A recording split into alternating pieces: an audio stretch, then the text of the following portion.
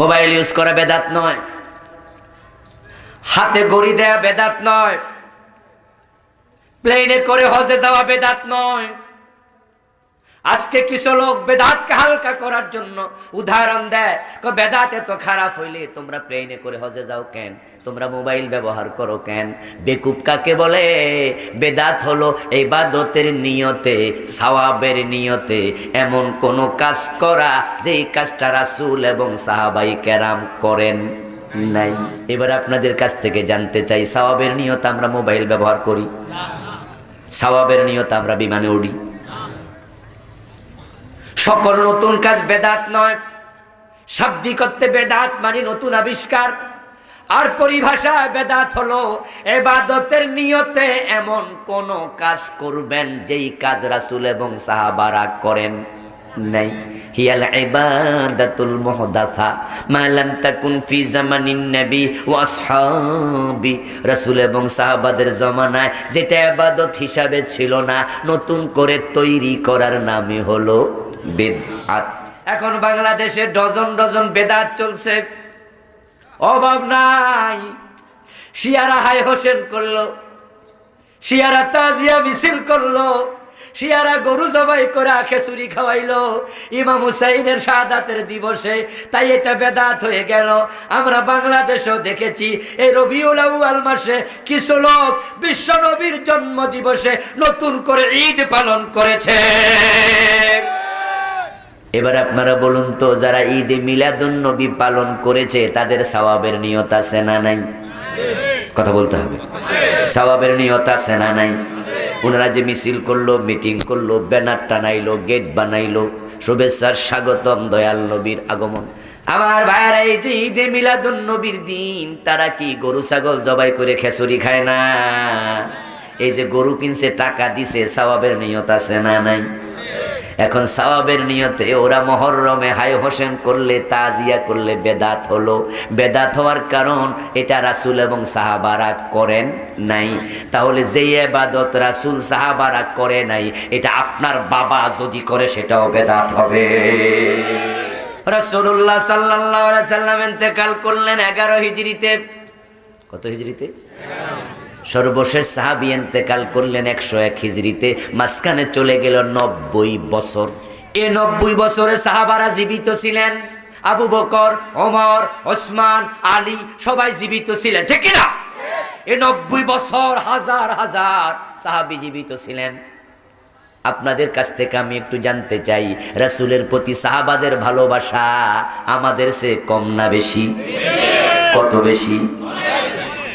তো এত ভালোবাসার পরেও ওই 90 বছরে কোন রবিউল আউয়াল মাসে সাহাবারা ঈদে মিলাদুন নবী পালন করেছেন একটা হাদিসও নেই। বিশ্ব নবী ঈদ পালন করেছেন দুইটা, একটার নাম ঈদুল ফিতর আর একটা ঈদুল আযহা। ওই দুই ঈদের মাঝে ঈদের নামাজ আছে না নাই? খুতবা আছে না নাই? কিন্তু যারা ঈদে মিলাদুন নবী পালন করতেছেন, এখানে 2-4 জন থাকতে পারেন। বিনয়ের সাথে আপনাকে বলছি, ওই দিন আপনি ঈদের নামাজ পড়ছেননি? খুতবা দিছেনি? তা আপনি যে মিছিল দিলেন সকল ঈদের সেরা ঈদ, তা আপনারটা সেরা কি দিয়া হইল? খুতবাও নাই, নামাজও নাই, শুধু গরম গরম জিলাপি দিয়া। তারা এবার দলিল দেয়, রাসূলুল্লাহ সাল্লাল্লাহু আলাইহি ওয়াসাল্লাম প্রতি সোমবারে রোজা রাখতেন। সহিহ মুসলিমে এসেছে, বিশ্ব নবীকে প্রশ্ন করা হয়েছিল, ইয়া রাসূলুল্লাহ আপনি সোমবারে কেন রোজা রাখেন? আল্লাহর হাবিব সাল্লাল্লাহু আলাইহি সাল্লাম জবাব দেন, এটা এমন একদিন বলে তুফি ও বুইস্তুফি, সোমবার আমার উপর ওহী নাজিল হয়েছে, সোমবার আমি দুনিয়ায় আগমন করেছি। তারা হাদিস দিয়া দলিল দেয়, এই তো রাসূল রোজা রাখছে, এই যে পাওয়া গেছে ওনার জন্ম দিবস উনি পালন করছে। আমি জিজ্ঞাসা করতে চাই, ও খেয়ানতকারী ভাই, তুমি ইসলামে কেমনে খেয়ানত করো? বিশ্বনবী কি প্রতি সোমবারে জন্ম নিছে? উনি তো 52 সপ্তাহ 52 সোমবার রোজা রাখতো, ঠিক না? জন্ম কি প্রতি সপ্তাহ হয়েছে? এরপরে তোমাকে আমি প্রশ্ন করতে চাই, আল্লাহর নবী যদি উনার জন্ম দিবস রোজা রাইখা পালন করে, তোমরা সেদিন খিচুড়ি খাইলা কেমনে? কথা বোঝেন? কথা কি বোঝেন? রাসূল কি রোজা রাখছে না খিচুড়ি খাইছে? তো তোমরা উল্টা করলে কেমনে হলো? চলছে আজকে সীমালঙ্ঘন। হ্যাঁ, যদি শিয়ারা কোনো বেদাত করে শিয়ারা বরবাদ, আর আমি করলে আর আমার পীর সাহেব করলে অসুবিধা নেই। সুবিধাবাদ জিন্দাবাদে মোমেন হওয়া যাবে না। প্রখ্যাত সাহাবী হযরতুল হুযায়ফা ইবনুল ইয়ামান বলেন, কুল্লু ইবাদাতিন লাম ইয়াতাআব্বাদ বিহা আসহাবু রাসূলিল্লাহি ফালা তাতাআব্বাদু বিহা। হুযায়ফা বলেন, বিশ্বনবীর সাহাবারা ইবাদত মনে করে যেই কাজটা করে নাই, তোমরা সেটাকে ইবাদত মনে করিও না। আজকে দেখা যায় কিছু কিছু এলাকায় আজান দেওয়ার আগে দুরূদ শরীফ পড়া শুরু করে, এমন কিছু মসজিদ আছে না নাই? আসসালাতু ওয়াসসালামু আলাইকা ইয়া রাসূলুল্লাহ, আসসালাতু ওয়াসসালামু আলাইকা ইয়া নবিয়াল্লাহ, আসসালাতু ওয়াসসালামু আলাইকা ইয়া হাবিবাল্লাহ। তারপর আল্লাহু আকবার বলে আজান শুরু। আমি প্রশ্ন করি, আমার এলাকাও কিছু মসজিদ আছে, আমার এক আত্মীয় ছোট ভাই লাগে, সেই কামে কারিগর। আমি তারে কই, কিরে তুই দুরূদ শরীফ পাইলি কই সামনে দিয়া? হে কই, অসুবিধা কি? ও আমারে বলে, ভাই অসুবিধা কি? দুরূদ শরীফ তো ভালো জিনিস। তা আজান দেওয়ার আগে কাম গাছ তো আর নাই, আমি তো আর কোথাও বিমান উঠে পলাইয়া যাই না, আমার হাতে সময় আছে, আমি 2-4 বার দুরূদ শরীফ পড়লে আমনের ক্ষতি কি? আমি কই, মাফ কইরা দিস, আমার কোনো ক্ষতি নাই। তবে শোন রে ভাই, মাগরিবের ফরজ নামাজ কয় রাকাত? এতগুলো মানুষ কথা কয় না। কয় রাকাত? 2 রাকাত পরে বসে আত্তাহিয়াতু আছে না নাই? আচ্ছা, যাদের হাতে সময় আছে তারা সেদিন যদি দুরূদ শরীফ পড়ে সওয়াব একটু বেশি হইব। যারা তোমরা আজানের আগে দুরূদ শরীফ লাগাই দিলা, হাতে সময় আছে, পড়লে অসুবিধা কি? তো আত্তাহিয়াতু পড়ার পর অসুবিধা কই? কিন্তু হানাফি মাযহাবের ফতোয়া হলো, যদি কোনো ব্যক্তি 4 রাকাত অথবা 3 রাকাত বিশিষ্ট ফরজ নামাজের 2 রাকাত পরে আত্তাহিয়াতু পয়রা দুরূদ শরীফ পড়ে, তাকে 100 সেজদা জরিমানা দিতে হবে। ভুলের সেজদা, কিসের সেজদা? সেজদায়ে সুহু, ভুলের সেজদা। এই দুরূদ শরীফ পড়া বুঝি ভুল? এটা কেমন কথা হইল? দুরূদ শরীফ তো ভালো জিনিস, জরিমানা লাগবে কেন?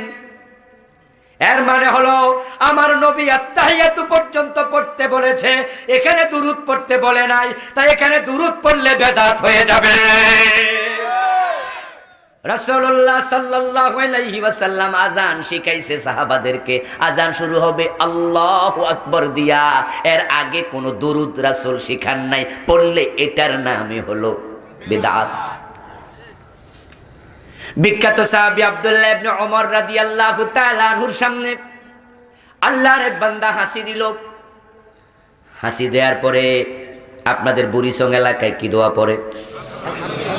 যাক, হাদিসের লগে মিলছে দেখি, কি পড়েন? আলহামদুলিল্লাহ।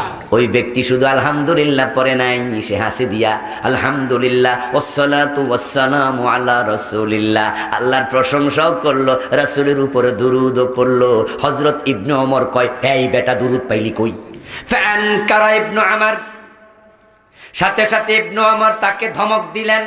ওই কাজটাকে তিনি নেক নফরত করলেন, এনকার করলেন, বললেন, এই আল্লাহর বান্দা তুমি দুরূদ পড়লা কেন এখানে? ওই আল্লাহর বান্দা ভয় পেয়ে গেছে, কই হুজুর অসুবিধা কি, একটু দুরূদ পড়লাম। ইবনে ওমর বলে, শোনো, রাসূল আমাদেরকে শুধু আলহামদুলিল্লাহ শিখাইছে, এর চেয়ে বাড়ানো যাবে না, কমানো যাবে না।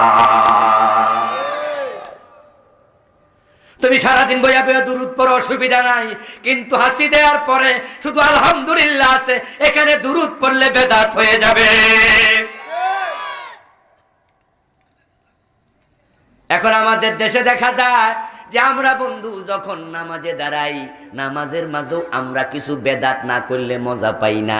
তাই দেখা যায় প্রায় মুসল্লি, আমি নিজেও ছিলাম এই কামের কাজী, নামাজে দাঁড়াইয়া আমরা পড়ি ইন্নী ওয়াজ্জাহতু ওয়াজহিয়া লিল্লাযী, এটা শেষ করে তারপরে আল্লাহু আকবার।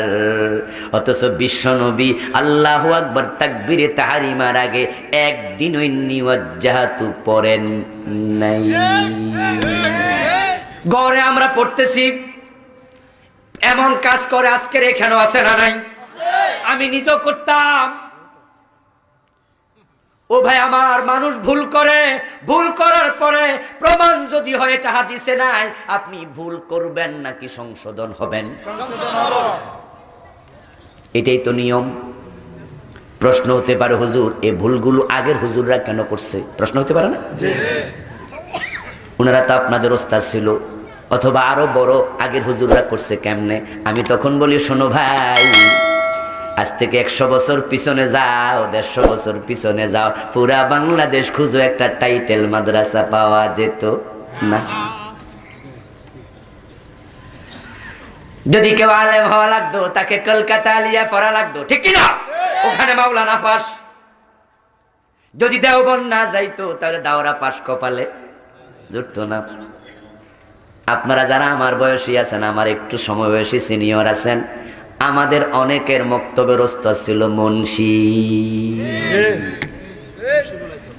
আমার ওস্তাদ ছিল মুন্সি, মক্তবে পড়াতো আনাকুম বানাকুম তানাকুম সানাকুম। মক্তবে পড়া দিয়া কলাই তুলতে যাইতো, ওই কলাই খেত মক্তব থেকে একটু দূরে, ওইখানে বইয়া হাত টানা দিত ফরস নি। আমরা কইতাম জি হুজুর। ওই মক্তবের হুজুর ছিল 5 ক্লাস 10 ক্লাস পাস, কারণ পুরা বাংলাদেশে টাইটেল মাদ্রাসা নাই, মাওলানা পাইবেন কই? তারপরে দামতি আলিয়া হলো, সরসিনা আলিয়া হলো, ঠিক না? সোনাকান্দা হলো, ঢাকা কুমিল্লা আলিয়া হলো, কলকাতা থেকে ট্রান্সফার হইয়া ঢাকা আলিয়া চলে আসলো। এখন ঘরে ঘরে মাওলানা আছে না নাই? আমার বন্ধু যে মুন্সি হুজুরেরা ছিল তখন কইতো মৌলভী সাহেব, মৌলভী সাহেব, মানে তারা দাখিল পাস, আলেম পাস, ফাজেল পাস, মাওলানা সাহেব খুঁজো পাওয়া যেত না। এখন ওই মৌলবীরা মাওলানারা তারা আমাদের শিখাইছে, ওদের কাছে ফতুয়ার কিতাব হেদায়া ছিল না, হেদায়া পড়ায় তো ফাজেলে, ফাজেল মাদ্রাসায় তো নাই। ফতুল বাড়ি পড়ে নাই, আইনি পড়ে নাই, বুখারী পড়ে নাই, কাশাফ পড়ে নাই, বাইজাবি পড়ে নাই, ইবনু কাসির পড়ে নাই, পড়বে কেমনে? গুলো তো কামেলে পড়ায়, কামেল মাদ্রাসাও তো নাই। তখন তাদের সবচেয়ে বড় ফতুয়ার কিতাবের নাম ছিল বেহেশতি জেওর মুকসিদুল মুমিন। মুকসিদুল মুমিনের গায়ে লেখা আছে বেহেশতের কুঞ্জি। এর মানে মুকসিদুল মুমিনের শক্ত করে ধরলে এটা ডাইরেক্ট কই নিব। আমার বন্ধু মুকসিদুল মুমিন যিনি লিখেছেন, আমি তাকে হেও করে কোনো কথা কোনোদিন বলিনি, আজকেও বলি না, কারণ এমন এক যুগে তিনি এই বই লিখেছেন, এর চেয়ে বেশি লেখার মতো আলেম এই দেশে ছিল না। উনি সামান্য কিছু লেখার কারণে কিছু মূর্খ ইসলামের কিছু হলেও পাইছে, ঠিক কিনা? কিন্তু এবার আপনারা বলুন তো, আজকের এই দিনে বুখারী পড়ার মতো আলেম আছে না নাই? এখন বুখারী পড়ে, মুসলিম পড়ে, আবু দাউদ, নাসাই, ইবনে মাজাহ পড়ে আমরা দেখলাম বিশ্বনবী ইন্নী ওয়াজ্জাহতু ওয়াজহিয়া লিল্লাযী, তিনি জীবনে কখনোই তাকবীরে তাহরিমার আগে পড়ে নাই। তবে দুই একটি হাদিসে পাওয়া যায় তিনি তাকবীরে তাহরিমা বাঁধার পরে কখনো কখনো ইন্নী ওয়াজ্জাহতু পড়েছেন। তাকবীরে তাহরিমা বাঁধার পরে সানা পড়া হয়। কি পড়া হয়? সানা।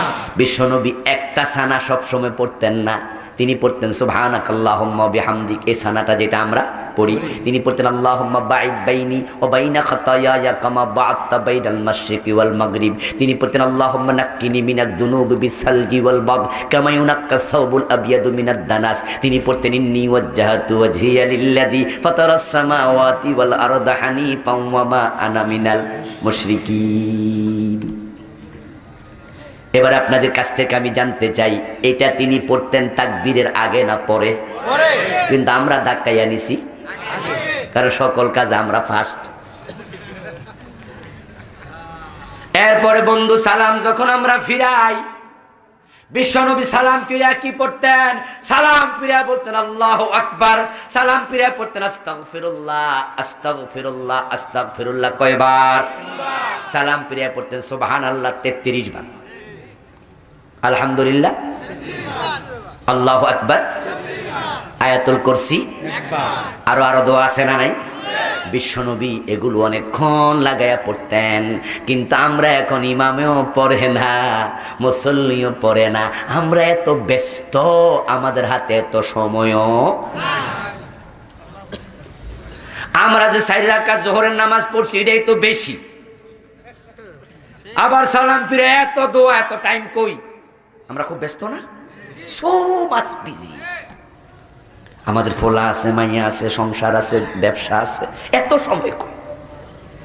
এই জন্য আমরা সুন্নার ভিতরে মজা নাই। সালাম ফিরে আমরা এখন দোয়ার কাছে দাঁড়িয়ে নাই, হুজুরও নাই, মুয়াজ্জিন মুসল্লিও নাই, তাই সালাম ফিরে আমরা আল্লাহুম্মা আমিন বইলা লম্বা দোয়া শুরু। যারা 2 রাকাত 1 রাকাত ছুইটা গেছে তাদের 12টা বাজে, কেরাত পড়তে পারে না, হুজুরের দোয়ার ধাক্কায় ভুলে যায়। এই যে ইল্লাল্লাহ জিকির চলছে, ইল্লাল্লাহ নামে বেদাতি জিকিরের বিরুদ্ধে যখনই আমরা বলি আল্লাহর হাবিব জীবনে ইল্লাল্লাহ একবারও জিকির করে নাই, তখনই তারাও গোজামিল দেয়া শুরু করে দেয়।